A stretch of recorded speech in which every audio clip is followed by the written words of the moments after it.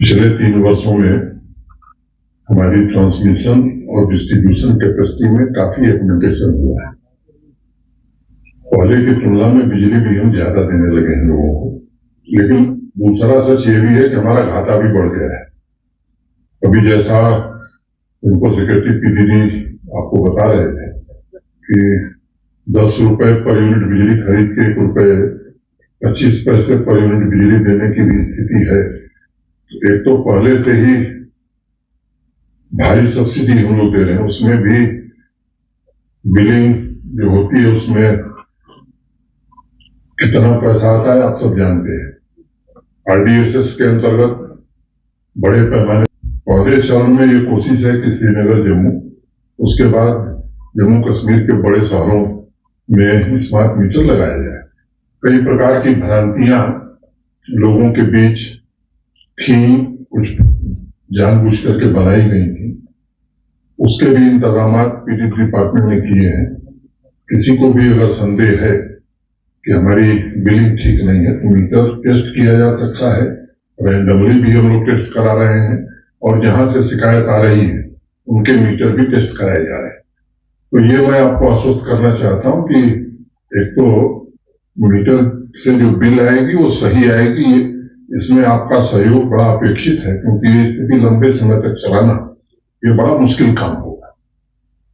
दूसरी कोशिश ये होगी कि जिन फीडर्स को 100% स्मार्ट मीटर से जोड़ दिया गया है वहां न्यूनतम कटौती, मिनिमम कर्टेलमेंट हो, और एक स्थिति हम लोग ऐसी बनाना चाहते हैं कि जो 100% मीटर्ड फीडर है, जहां से पैसा मिल रहा है, वहां 24 घंटे बिजली अगर लोग चाहते हैं तो 24 घंटे बिजली उपलब्ध कराई जा सके।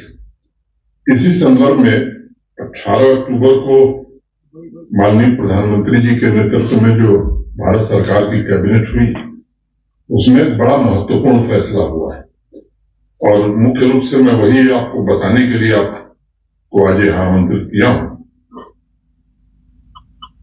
13 गीगावाट रिन्यूएबल एनर्जी की एक नई परियोजना green energy corridor phase 2 inter state transmission system को भी मंजूरी 18 को प्रधानमंत्री जी के नेतृत्व में भारत सरकार की कैबिनेट ने दी है। मैं माननीय प्रधानमंत्री जी का हृदय से कृतज्ञ हूं। मुझे लगता है कि इस योजना का लाभ जो देश को मिलेगा उस पहलू पर मैं कम जाऊंगा। जम्मू कश्मीर को इसका क्या लाभ होगा, इस पर ज्यादा मैं ध्यान केंद्रित करूंगा। पिछले 2 वर्षों से हम लोग खुद भी इस परियोजना के लिए दिल्ली में पावर मिनिस्टर साहब के साथ भी बैठक हुई।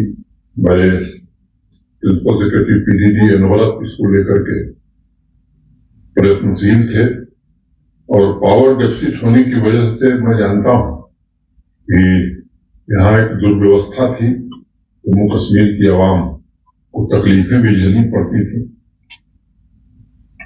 अब इस परियोजना की पृष्ठभूमि और डिटेल थोड़ा मैं बता दूं, फिर मैं जम्मू कश्मीर पर आता हूं। आप सबको याद होगा कि स्वतंत्रता दिवस के संबोधन में 2020 में माननीय प्रधानमंत्री जी ने लद्दाख में 7.5 गीगावाट सोलर पार्क की स्थापना की घोषणा की थी। उसके बाद ministry of new and renewable energy ने फील्ड सर्वे करके लद्दाख में 12 gigawatt battery energy storage system के साथ 13 गीगावाट रिन्यूएबल कैपेसिटी स्थापित करने की योजना बनाई। ये परियोजना जब पूरी हो जाएगी तो मुझे लगता है कि जम्मू कश्मीर को विशेष लाभ होगा, देश के बाकी हिस्सों को तो लाभ होगा ही। इस परियोजना की कुल अनुमानित लागत 20,773.70 करोड़ है, जिसमें 40% लगभग 8,309.48 करोड़ रुपए भारत सरकार की केंद्रीय वित्तीय सहायता है। With the 40% grant support, the levelized transmission tariff will come down from 0.88 per unit to 0.55 per unit of power. अब ये हमारे लिए विन-विन सिचुएशन होगी। लद्दाख क्षेत्र के कॉम्प्लेक्स टेरेन और एडवर्स क्लाइमेटिक कंडीशन को ध्यान में रखते हुए परियोजना कैसे बनेगी इस पर भी काफी ध्यान दिया गया है।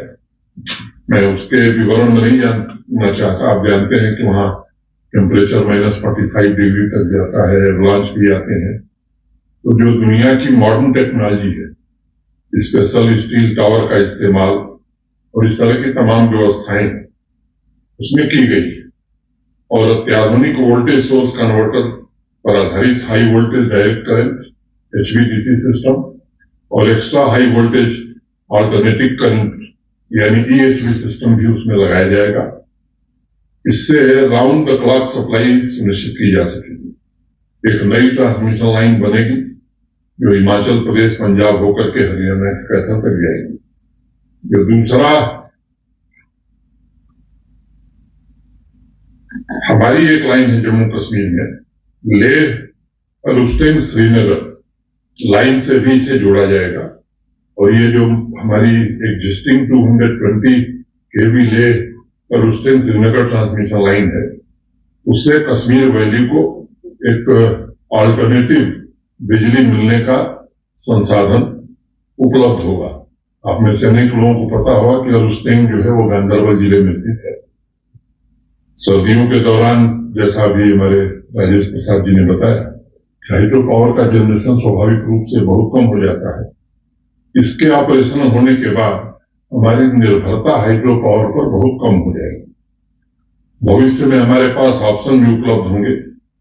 एक अलग से 400 kVA की ट्रांसमिशन लाइन डेडिकेटेड कश्मीर के लिए बने, इसको भी हम लोग बहुत दिन से परसू कर रहे हैं और ये भारत सरकार में विचाराधीन है।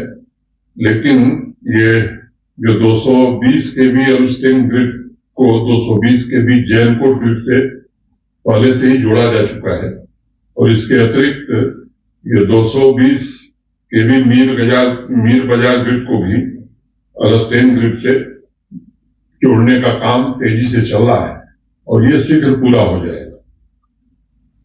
अब आपको बताया इन्होंने कि हमारी एनर्जी डेफिसिट की वजह से बाहर से अतिरिक्त बिजली काफी महंगे दाम पर खरीदी जा रही है। इस परियोजना के पूरा होने पर राउंड द क्लॉक बिजली की उपलब्धता हमें सुनिश्चित होगी। लद्दाख से कश्मीर तक रिन्यूएबल एनर्जी ट्रांसफर से जम्मू क्षेत्र में भी बिजली की स्थिति में बड़ा सुधार होगा, क्योंकि मौजूदा सेंट्रल सेक्टर ग्रिड अर्थात जम्मू में स्थित 400 kV किशनपुर जटवाल ग्रिड से कश्मीर घाटी में बिजली का जो हम ट्रांसफर करते हैं वो प्रोपोर्शनेटली कम हो जाएगा। इसलिए जम्मू रीजन को भी इसका काफी लाभ मिलेगा। एक सच्चाई ये भी है कि हमारी जो ज्योग्राफिकल पोजीशन है कश्मीर की, वो इंटर स्टेट ट्रांसमिशन सिस्टम के अंतिम छोर पर हम हैं और इसी सिस्टम के माध्यम से देश भर में चाहे वो न्यूक्लियर पावर हो, थर्मल पावर हो, बिजली पहुंचाई जाती है। और अंतिम छोर पर होने के कारण हमारे यहाँ लो वोल्टेज की समस्या ये बराबर बनी रहती है। लेकिन battery energy storage system supported जो नई परियोजना है, उसके कारण ये लो वोल्टेज से भी हमको पूरी तरह से निजात मिल जाएगा। दूसरा ये ग्रीन एनर्जी प्रोजेक्ट है, तो कार्बन फुटप्रिंट भी मैं समझता हूं कि पूरी तरह से कम होगा और एक फ्रेजाइल एनवायरनमेंट के प्रोटेक्शन में जम्मू कश्मीर के लोगों को भारी मदद मिलेगी। तो मुझे लगता है कि मोटे तौर पर जो इस प्रोजेक्ट के मुख्य बिंदु थे मैंने आपके समक्ष रखा है। कश्मीर वैली में ट्रांसमिशन सिस्टम में रिडंडेंसी भी क्रिएट होगी और डिजास्टर के दौरान बिजली सेक्टर में होने वाली परेशानी से भी हम सबको मुक्ति मिलेगी। जम्मू कश्मीर प्रशासन ने लद्दाख से कश्मीर वैली तक, मैंने पहले बताया कि एक नई 400 kV ट्रांसमिशन लाइन बिछाने का प्रस्ताव भारत सरकार को दिया है। 400 kV किशनपुर, वागुरा और सांबा जतवाल अमरगढ़ ट्रांसमिशन लाइनों के अलावा कश्मीर वैली के लिए 400 kV लेवल पर ऊर्जा का ये थर्ड सोर्स होगा और ये नई 400 kV लाइन कश्मीर वैली की भविष्य की जितनी जरूरतें, वो इंडस्ट्रियल हो या डोमेस्टिक हो, इससे सब हम पूरा कर पाएंगे। तो मुझे लगता है कि बिजली की स्थिति इस परियोजना से सबसे ज्यादा लाभ जम्मू कश्मीर को ही मिलने वाला है। विंटर प्रिपेयर्डनेस को लेकर के भी प्रशासन पूरी तरह से संवेदनशीलता के साथ काम कर रहा है। बिजली के बारे में विस्तार से बताया गया है। स्नो क्लियरेंस को लेकर के भी आज मैं कह सकता हूं कि पहले की तुलना में मॉडर्न इक्विपमेंट और मशीन हमारे पास बड़ी संख्या में आ गई। जो सड़क हमारी डैमेज होती थी, अब कटर लोहे के स्थान पर वो अब लोहे के कटर नहीं है, जो अभी नई मशीनें आई हैं, तो उसमें भी अच्छी स्थिति में है।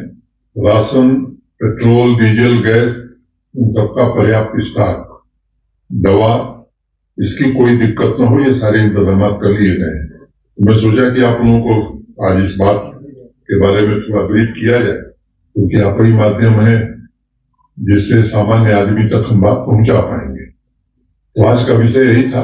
अगर इस विषय से संबंधित किसी के मन में कोई प्रश्न है तो जरूर पूछ सकता है।